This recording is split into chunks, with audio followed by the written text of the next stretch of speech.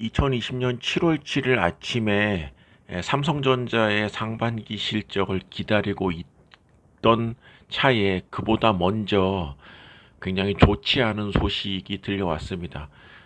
대웅제약과 메디톡스 이 두 업체가 보톡스 가지고 5년 넘게 지금 분쟁 중에 있는데, 지난주에 국내 식약처에서 메디토스 제품의 국내 판매를 금지시키는 그런 판결이 나서 대웅제약의 판정승 이렇게 정리가 되는 줄 알았더니, 오늘은 미국의 무역위원회 ITC라고 하는 기관에서 대웅제약이 메디톡스의 영업 비밀을 침해했다고 판단해서 대웅제약의 보톡스 제품인 나보타에 대한 수입을 10년간 금지하는 이런 판결을 내렸습니다.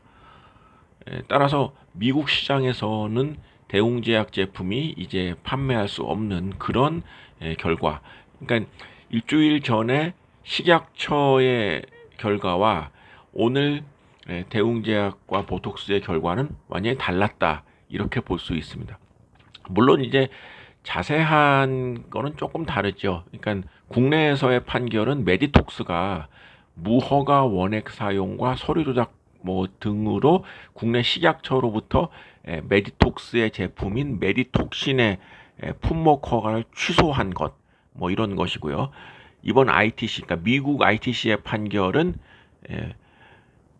그 메디톡스 제품을 대웅제약에서 도용했다, 또 도둑질했다, 이제 이런 평가기 때문에 조금 차이가 나지만, 어쨌거나 국내에 대해서 판결은 대웅제약, 미국에서의 판결은 메디톡스의 승리입니다. 이에 따라서 7월 7일 날 메디톡스의 주가는 상한가를 기록을 했고, 대웅제약의 주가는 17.2%나 큰 폭으로 하락을 하고 말았습니다. 근데 이제 가만히 보니까 이번 판결은 대웅제약과 메디톡스의 판결이 아니라, 이 대웅제약과 메디톡스가 미국에서 그야말로 분쟁을 벌였는데, 대웅제약의 그 보톡스 제품인 나보타의 판매 법인이 미국의 에볼루스라는 업체가 이 판매를 대행했고, 메디톡스는 엘러간이라고 하는 미국 최대의 보톡스 제조 업체가 그 후견으로 파트너로 돼 있었다. 그러니까 미국 엘러간의 하청을 받는 그런 형태의 사업을 지금 메디톡스가 하는 그런 사업 구조였는데, 결국 미국에서는 엘러간 대 에볼루스의 싸움이었다라고 볼 수 있습니다. 국내에서는 대웅제약과 메디톡스는 경쟁이 안 되는, 대웅제약이 훨씬 규모가 큰 업체, 따라서 식약처의 판결이 물론 크기만을 가지고 얘기하는 것은 아니지만 대웅제약에 유리한 조건이었다면, 미국에서는 또 거꾸로 에볼루스는 사실 엘러간의 경쟁 상대가 되기 어려운 그러한 소규모의 업체입니다. 지금 에볼루스라는 회사 주가가 5.32달러에 불과하고 시가총액이 1억 7,900만 달러이거든요. 이거는 우리식으로 원화로 계산하면은 2,148억 정도밖에 안 되는 시가총액이 그런 회사인데, 대웅제약의 시가총액이 지금 1조 2천이기 때문에 대웅제약은 미국의 파트너를 너무 작은 소규모의 파트너를 선정했다라고 볼 수가 있겠고, 반면에 메디톡스의 경우에는 엘러간이라고 하는 미국 내에 이 보톡스 시장의 70%의 점유율을 가진 이런 업체와 파트너십을 맺었기 때문에 미국에서는 엘러간이 승리했다라고 볼 수가 있습니다. 근데 문제는 이 엘러간이라고 하는 법인은 아일랜드 이제 회사지만은 이 업체는 지금 상장 기업이 아닙니다. 왜냐하면 올 5월에 미국 최대의 제약업체인 에브비가 이 엘러간을 인수했습니다. 따라서 엘러간의 실질적인 주인, 그러니까 실질 주인이 아니라 주인이죠. 주인이 에브비이기 때문에 에브비와 미국 내에서는 굉장히 소규모인 에볼루스 간의 싸움이었다. 이건 뭐 누가 봐도 에브비가 이길 수밖에 없는 그런 형국이었다고 할 수 있습니다. 이 에브비는 저희 더모아 투자자문에서 가장 선호하는 미국 주식의 하나이고 실제로 에브비를 지금 보유하고 있는 그런 상태이기 때문에 잘 압니다. 미국의 가장 대표적이고 성장 속도가 가장 빠른 미국의 대표적인 제약업체입니다. 결국은 이번 사건은 대웅제약이 미국 시장에, 미국 보톡스 시장에 진출하려는 원대한 이 포부가 전통적인 미국의 토종 업체 엘러간, 그리고 그 엘러간을 소유한 에브비의 장벽에 가로막혔다라고 볼 수 있습니다. 뭐 합법적인, 그러니까 뭐 이렇게 판결을 통해서 대웅제약이 미국 진출에 실패한 이 원인은 그 ITC의 결정문이 중요한 게 아니라 그 배경을 봤을 때 대웅제약이 이길 수 없는 싸움이었다라고 볼 수가 있겠습니다.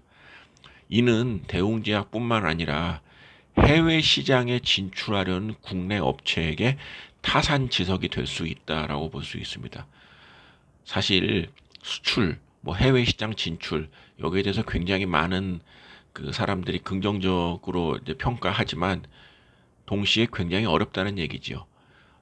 바꿔 얘기하면은 우리나라에 무슨 저 인도네시아 제약회사가 뭐 우루사 시장, 뭐 대웅제약의 가장 대표적인 제품인 우루사와 좀 유사한 제품을 판매한다. 그래서 대웅제약이 그 제품의 판매 중지를 요청한다. 라는 재판을 우리 한국에서 했다면 아마 인도네시아 업체는 이기기 어려운 그런 상황이었을 것입니다. 그렇게 봤을 때 우리의 입장에서 미국 시장에 기존의 큰 경쟁사가 있는 업체와 진출을 하려는 것은 시장에서의 경쟁을 하기 이전에 이미 뭐 행정적인 조치로 판매가 중단되는 굉장히 억울한 그런 상황에 대웅제약이 운도 나쁘게 걸렸다라고 볼 수 있습니다. 반면에 대웅제약의 경쟁사인 메디톡스가 이번 판결로 인해서 주가는 상한가를 쳤지만 이 업체가 이번 판결로 인해서 그야말로 그 업체의 전망이 좋으냐, 저는 그렇게 보지 않습니다. 궁극적으로 엘러간의 하청업체를 공식화하는 그런 상황이었기 때문에 메디톡스는 그 정도 상황에 만족해야 된다라고 볼 수 있고, 사실 메디톡스는 보톡스 제품만을 생산하는 업체이고, 대웅제약 같은 경우는 이 나보타의 매출이 1년에 한 400억 정도가 되는데, 대웅제약의 매출이 1년 매출이 1조가 넘거든요. 그렇기 때문에 대웅제약 전체 매출에서 차지하는 비중은 4% 정도 내외라고 한다면, 대웅제약은 뭐 이번 일로 그렇게 뭐 그냥 뭐 기분 나쁜 정도이지, 이것 때문에 대웅제약의 펀더멘탈에 뭐 악재가 있다거나 생각하지 않습니다. 일부에서 지금 뭐 소송, 뭐 민형사상 소송이 걸려 있다라고 하지만 국내에서 대웅제약이 소송에서 패소할 가능성은 높지 않다. 이건 이제 법률의 문제가 아니라 일반적인 정서상, 그리고 우리나라 기업이 미국 진출에 굉장히 억울하게 실패했다는 이러한 정황들을 고려했을 때 대웅제약이 국내에서 무슨 뭐 민형사상 소송으로 뭐 메디톡스에게 패할 가능성은 높지 않다라고 생각을 합니다.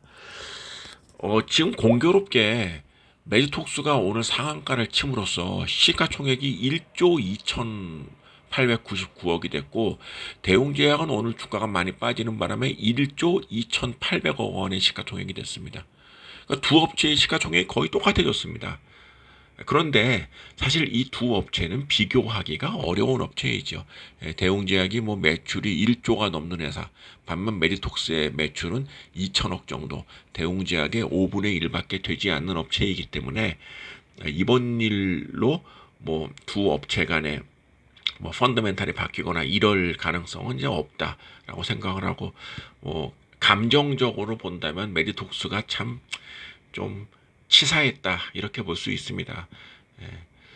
뭐 대웅제약 이번 실패를 계기로 역설적으로 국내에서 식약처가 인정한 가장 우수한 보톡스 제품이라는 것이 판명이 되었기 때문에 국내 시장에서 오히려 더 지금보다 높은 시장 지위를 차지할 수 있을 것이다, 이렇게 생각을 합니다.